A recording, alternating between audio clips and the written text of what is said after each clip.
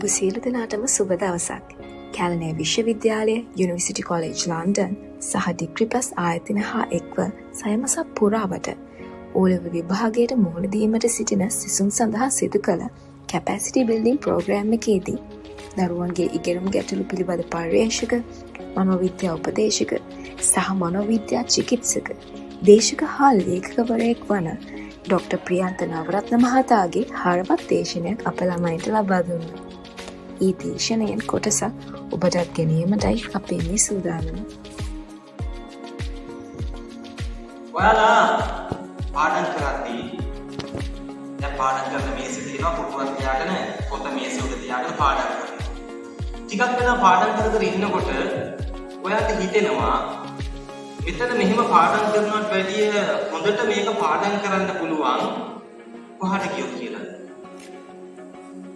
කොහාට ගියොත් කියලා ඇහෙන්නේ. දන්නවද ඔයගොල්ලෝ දන්නව උත්තරේ මේ මේසෙන් නම් පාඩම් කරනකොට මේක හොඳට මේ පොත කියවලා පාඩම් කරන්න පුළුවන් මට කොහාට ගියොත් ඈ ඇඳට ලංකාවේ හැම ඉස්කෝලේම වගේ උත්තරේ ලස්සනට එනවා මට ඇඳට ගියොත් හරි ඒක තමයි ඇත්ත. දැන් පොතක් තරම් යනවා ඇඳට ගිහිල්ලා ඇඳේ ඉඳගෙන පොත බලන්න ගන්න. ඊට පස්සේ සිතුවිල්ලක් එනවා මොකද්ද? ඔය දන්නවද කිව්වද? මොකක්ද ඊට පස්සේ සිතුවිල්ල?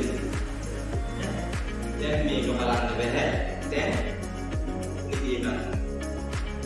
ඔය මේසෙන් නම් පාඩම් කරද්දිම ඔය නිින්දට නෙමෙයි ඔයාව යවුවේ. අපේ මනස මේ මායාව වෙන දෙයක් වෙන්නලා වෙනස් දෙයකට තමයි අරන් ඔය නිින්දටම තමයි අරන් ගියේ. නමුත් හිත අපි වෙන අරමුණක් අරගෙන තමයි එතනට යන්නේ. කවදාවත් උදේ පාඩම් කරන වැඩ ඇඳට අරන් යන්න එපා. ඇඳ තියෙන්නේ නිදියෙන්න. නිදි මත නම් නිදාගන්න. හැදෙන්න. ඇඳේ ඉඳන් පොත් බලන පුරුද්දක් ඇති කරගන්න එපා. පොත් බලනකොට කොන්ද කෙලින් තියාගෙන මුදුරු ඉඳගෙන පොත් කියවනේව කරන්න. කම්මැලිකමට ඔයාගේ ජීවිතේ විනාශ කරන්න දෙනවද? ඔයා ඔයාගේ කම්මැලිකම විනාශ කරනවද කියලා තීරණය කළොත් පුතේ ලස්සන ගමනක් ගියේ. ඔයගොල්ලෝ වගේම මේ වගේ ඉස්කෝලේ තුනකට මමත් මගේ යාළුවෝ මේ වගේ සම්මතන වුණතරන් ඉඳලා තියෙනවා. අද ඒගොල්ලෝ එක එක තැන්වල ගොඩාක් අය උසස් තැන්වල ගොඩාක් අය ජීවිතේ විනාශ කරගත්ත අය පවා ඉන්නවා. ඒක හැමදාටම පොදුයි. ඔබ තීරණය කරන්න ඔබේ ගමන මොකක්ද කියලා. හිතන්න නිතරම අපේ හිත අපිට දෙන අරමුණක් තමයි මොකක් හරි පටන් ගත්තොත් බෑ කියලා හිතන අරමුණ තමයි ඔළුවට වැටෙන්නේ. ඒ නිසා තමයි මේ වගේ මනෝවිද්‍යාත්මක උපදේශන දේශන කරලා නෑ පුළුවන් ඔයාට කියන මානසිකත්වය දෙන්න හදන්නේ. අර දැක්කද අර ඉස්සෙල්ලා කුංචි දරුවා රොඩින් හැරපු පැනින් මනස වෙනස් කරගත්තකම. ඔළුවේ මනසයි වෙනස් කරගන්න. හිතන්න අත් දෙකම නැති කෙනෙක් ලංකාවේ උපදිනවා කියලා හිතන්න. උපදිනකොටම අත් දෙක නැහැ.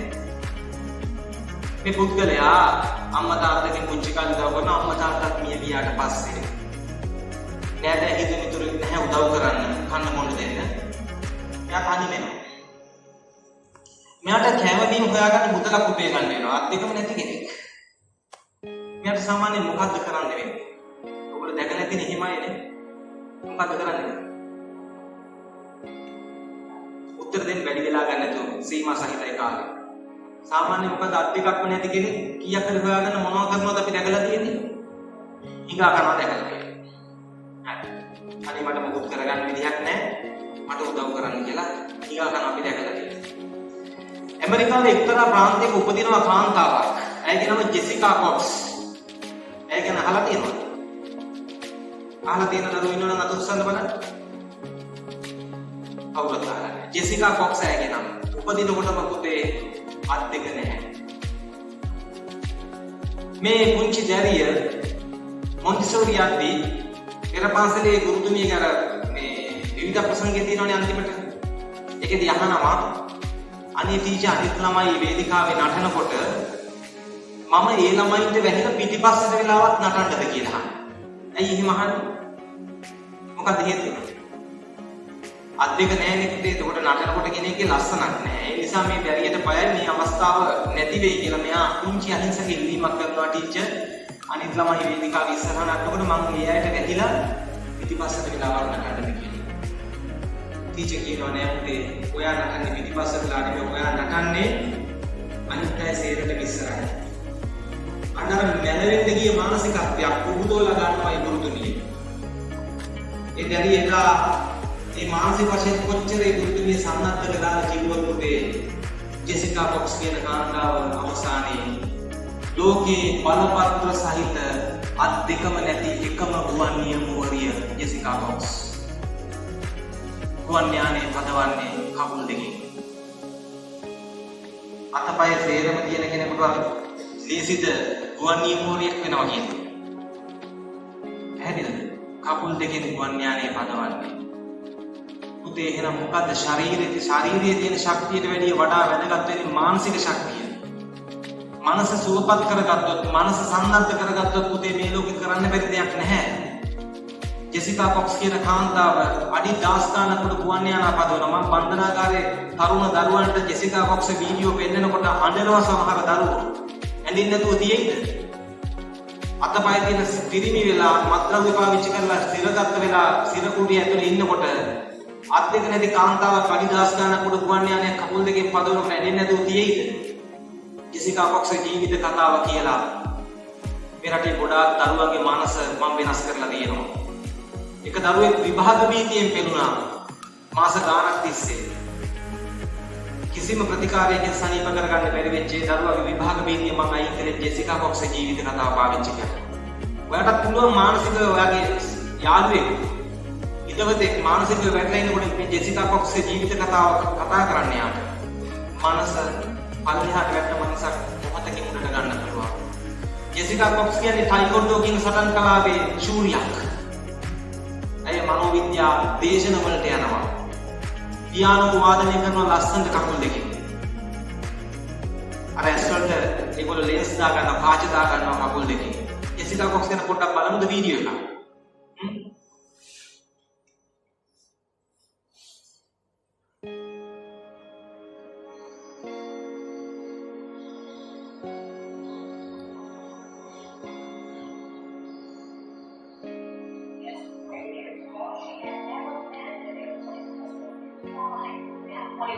Jessica Cox is a licensed pilot, which is pretty incredible considering she was born with no arms. Let's try her story of triumph and courage. This pilot is flying with no hands, literally. Jessica Cox is the nation's first and only licensed pilot who has no arms. When I tell people that I'm a pilot, you're like, what? Jessica was born without arms, but she can do almost everything with just her feet.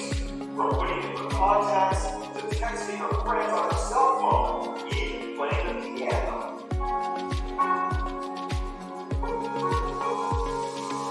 Jessica has a black belt in Taekwondo. She makes a living as a motivational speaker. But always had a fear of flying. Jessica decided to face her fears head-on and got a pilot's license. She talked about Jim Ray. How is it possible to fly a plane without hands?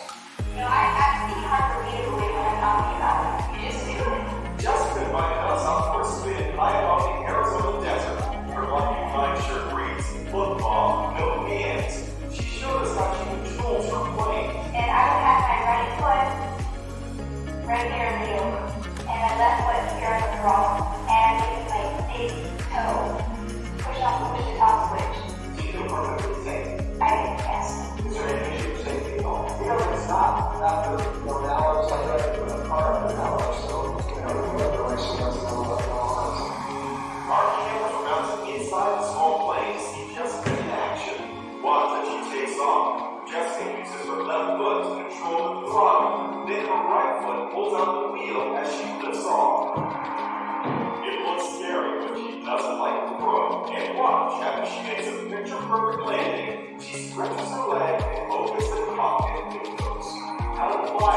That was fun. Good for her. Doctors have never been able to come up with an explanation as to why this really worked. දැක්කද Jessica box? Jessica box spelling මතක තියාගන්න පුතේ. මනස කඩාගෙන ඉන්නකොට කලකිරීමක් එනකොට බලන්න මේ වීඩියෝ එකක් දාලා මතක තියාගන්න එයාගේ නම JESSICA ජෙසිකා බොක්ස් COX